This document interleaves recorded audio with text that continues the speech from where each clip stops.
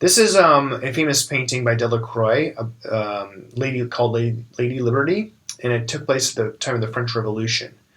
And I'm not going to go into depth here, but I just want to show you how images on their own act in the same way that written texts act on viewers or audience members. You can think about Delacroix's painting as an act of rhetoric. What does he want us to believe or feel when we view this painting? What is he arguing? Now, you have to know a couple of things about the painting. One is that this is an important battle that had been taking place during the French Revolution, and that this woman is a allegorical figure called Lady Liberty. So she represents liberty, and with that, and this is the French flag, and with that, you can start to see what's going on here. This is the lower class trying to fight for. They are the side of the revolution to overthrow the political power that's been oppressing them. Here are some victims of that revolutionary army who has been slain in battle. Here's a young child who's charging into the battle, and many other people who are charging forward to continue the battle over the bodies of the fallen, right? And who's leading them? Lady Liberty. So Delacroix is making a very simple argument here. Keep fighting, young revolutionary fighters. Keep the cause alive. You will eventually be victorious. Now, where am I getting that last part from? You'll eventually be victorious. Well, Lady Liberty is a kind of maternal mother figure, and she comes from Greek. She's like a Greek mythological deity, and so that symbolism suggests that there's a kind of divine support or providence to the war. That those who are fighting on the side of revolution and enlightenment will eventually win because in the divine nature of things, they are on the right side of history, on the right side of the cause. So the divinity symbolized by Lady Liberty is partly the suggestion, not stated explicitly, you will win, but it's suggested that you will win, and your cause is noble, right? Okay, all that is going on in just a simple painting like this, and it works on our logic, it works on our emotions, and Delacroix establishes credibility by how good he paints, by sharing the values of the people fighting for this battle. There is an emotional appeal going on here with the small boy. Look how small he is. You know, this is amazing that such a small child would want to fight for this war. That makes us feel sympathy and pride and belonging, that we belong to an army that even young children feel really committed to, even if it's sad because somebody like this being killed would be tragic, right? All these emotions are very intense, and we can get swept up by that and we can sort of feel here what it must have been like to be part of this army who wanting to fight for on the side of revolution. So you can see that rhetorical analysis can get us pretty far in understanding what's going on in a work of art or a visual text. But now I want to talk about compositional analysis, which is a slightly more specific set of tools that are good for analyzing visual texts. The first is dramatic analysis. This is about looking at the work of art or the advertisement and seeing what's going on in terms of the drama or story or the scene that's being depicted. Like in this palm olive soap ad, an old-fashioned ad with lots of text and appealing to a female audience, trying to appeal to her sense of fear. Would your husband marry you again? And the first paragraph down here on the bottom of the page reads, "Fortunate is the woman who can answer yes." Yes, your husband would marry you again. But many a woman, if she is honest with herself, is forced to be in doubt. And the ad goes on to explain that women might actually not smell as good as they think because they're not as hygienic as they think because their soap isn't as good. And you need palm olive soap, so make sure you are free of BO. And so in dramatic analysis, we look at these three things: the setting or the scene, the objects in the image, and the characters or actions in this narrative situation being depicted in the scene. So let's actually talk about the characters and actions first. Most prominently, we have this image on the top half of the ad where the husband and wife, we infer, are having a discussion, question mark. Maybe they're just having a uncomfortable moment in the bedroom or in their house.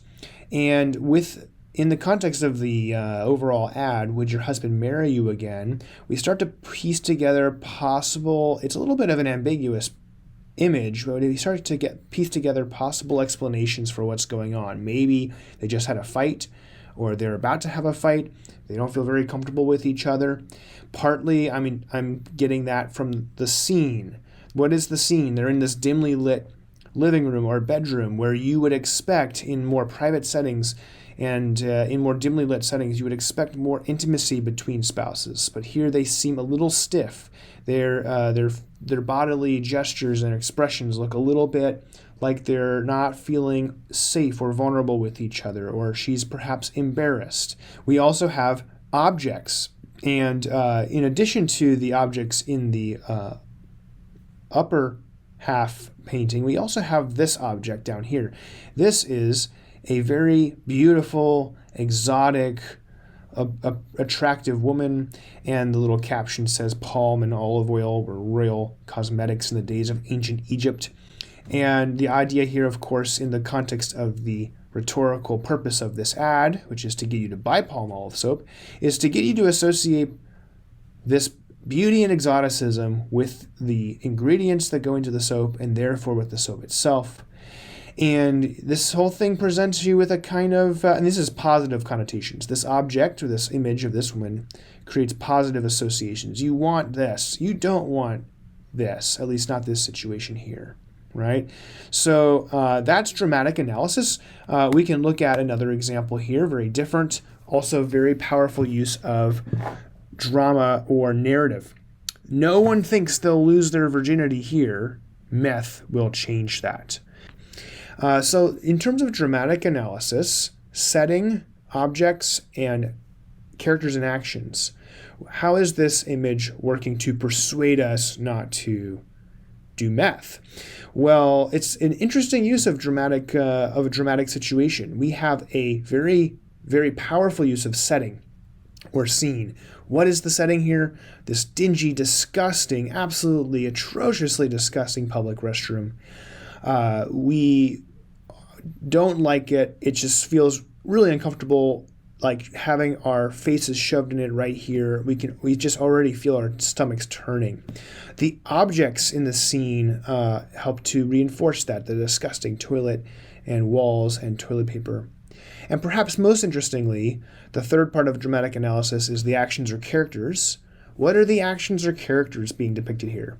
Well, very, very interestingly, they've chosen not to actually depict the scene that is alluded to in the text. No one thinks they'll lose their virginity here. Meth will change that. So instead of showing us a person or a couple people losing their virginity here, the ad, in fact, makes us imagine that or to infer that or to kind of like project that onto this scene. We don't get to see the characters.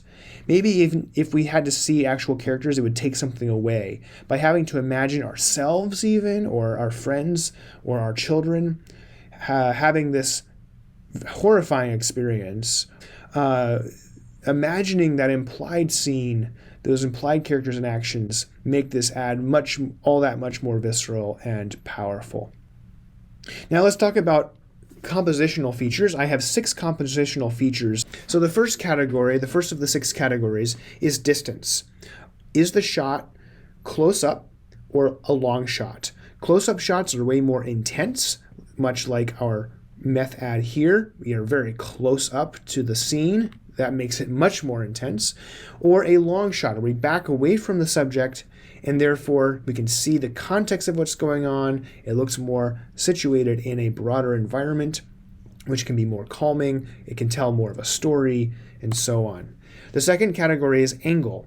Is the shot low, high, or level?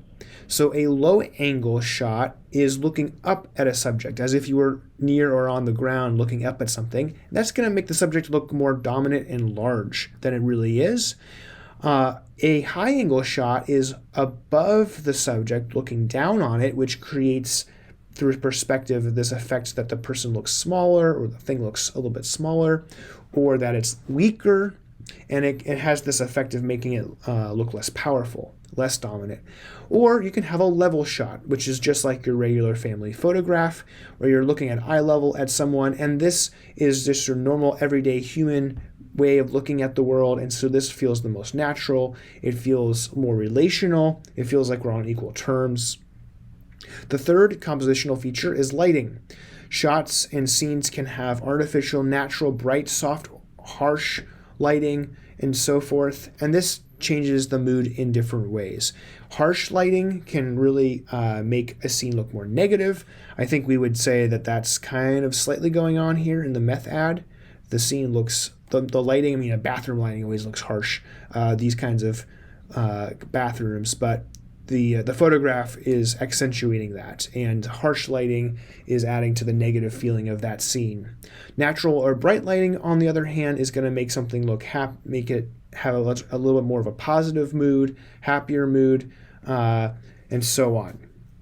Line has to do with what lines in terms of the objects in the painting or the way that the architecture is working in the painting or the image.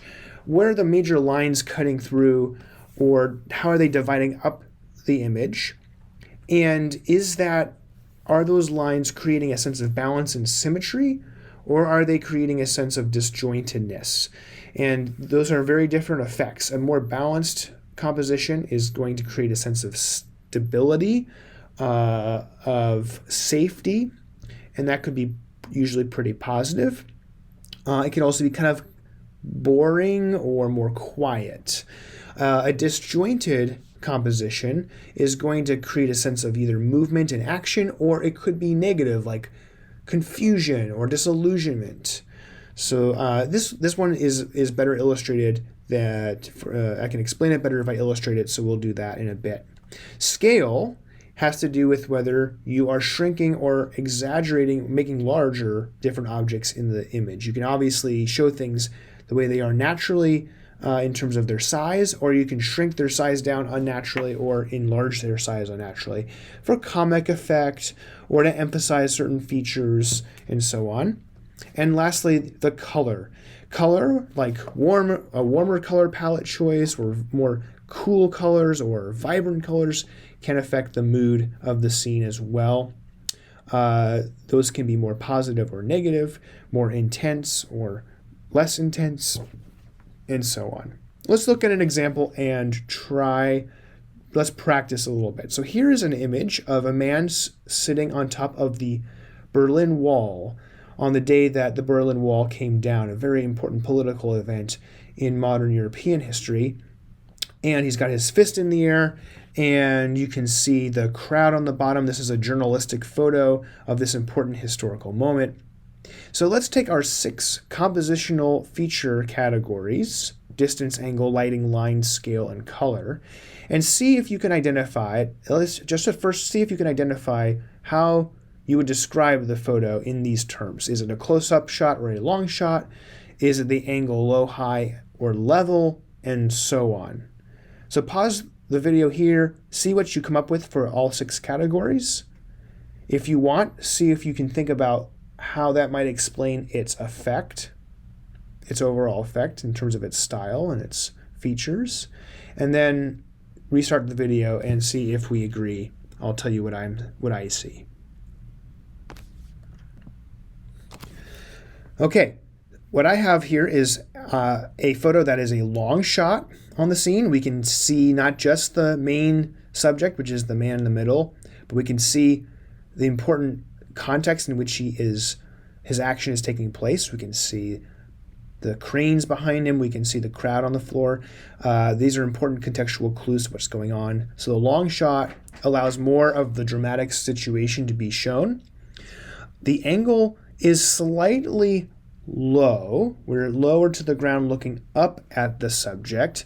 We're kind of, the photo was taken at a normal human eye level, but because the important action going on here is above where humans would normally be standing on the ground, we can see we're looking up at this man, and that makes him look slightly more dominant and powerful, which makes sense. Somebody that's climbed up on a fence is going to look a little bit more dominant and powerful than they normally would if they're standing on the ground.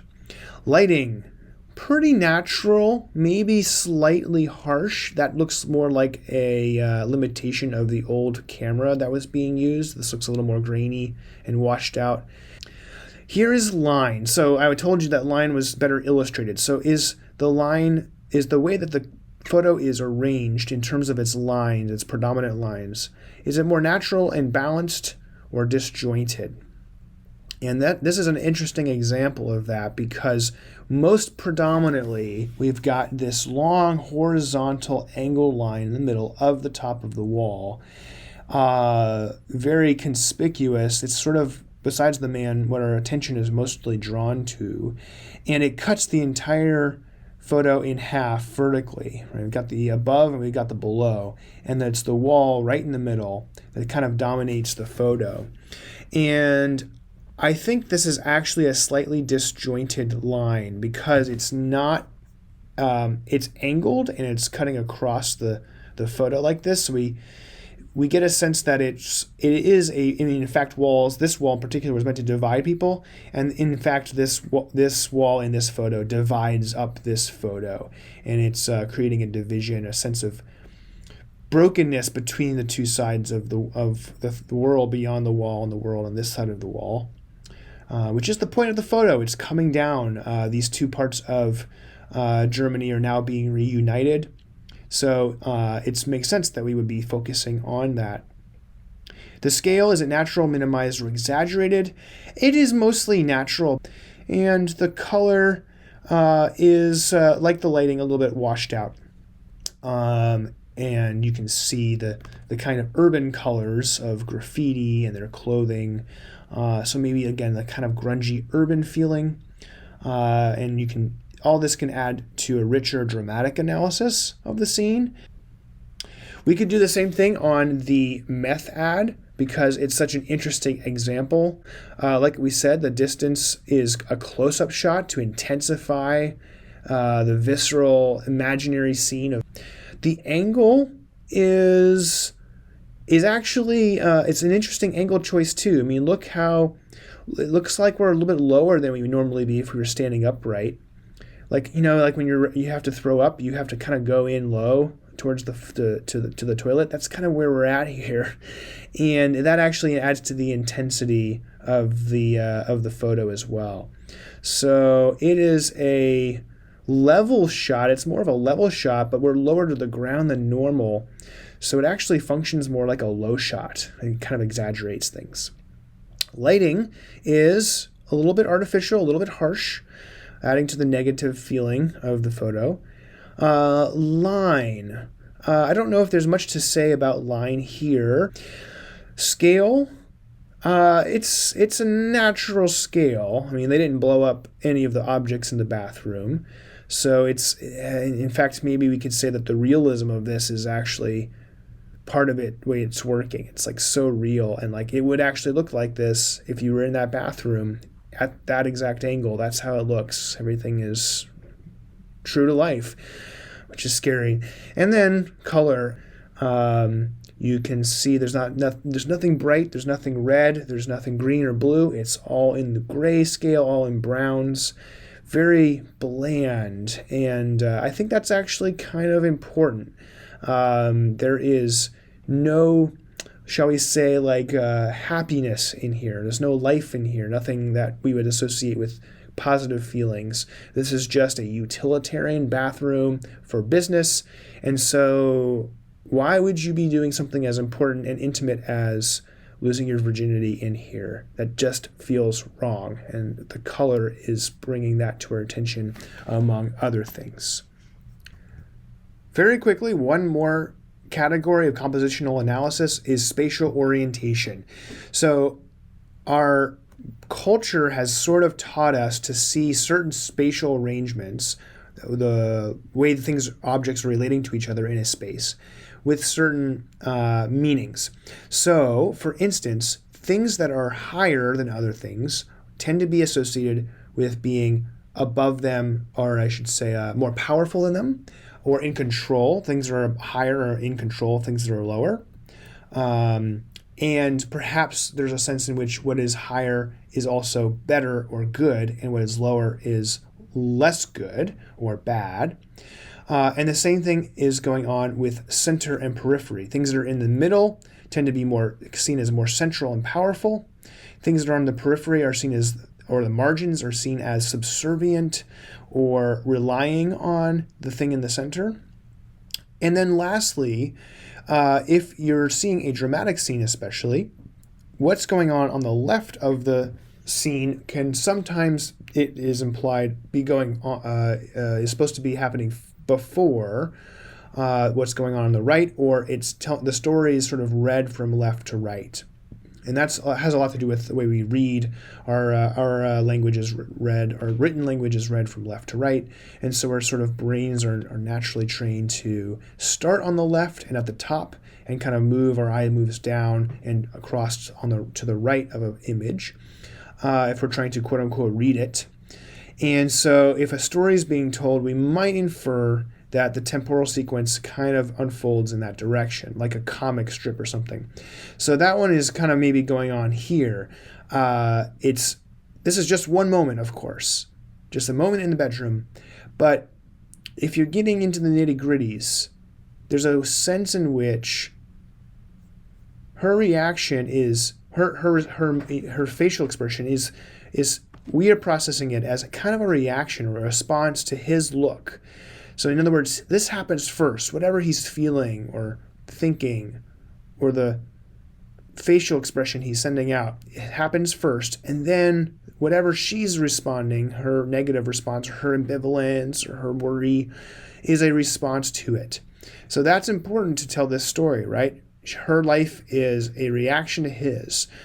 She's going to feel good or bad depending on how he feels. And so his ambivalent expression is followed by or causes this ambivalent expression. And that works, that wouldn't work as well if we had flip-flopped to this image. It kind of works most naturally from left to right. Over here we have an ad in which there's a husband and a wife, but here we see that the husband is above the wife slightly, looking down at her. And this can kind of create a sense that he is more powerful than her, has authority over her. She is subservient to him. She certainly looks up to him, literally and metaphorically, for happiness, for meaning. She wants to make him happy. And so that image, that idea, that sort of traditional husband and wife relationship, gender role relationship, is being reinforced by the arrangement of him above her in this scene. So spatial orientation, just one more small way in which meaning can be subtly conveyed in art and visual images.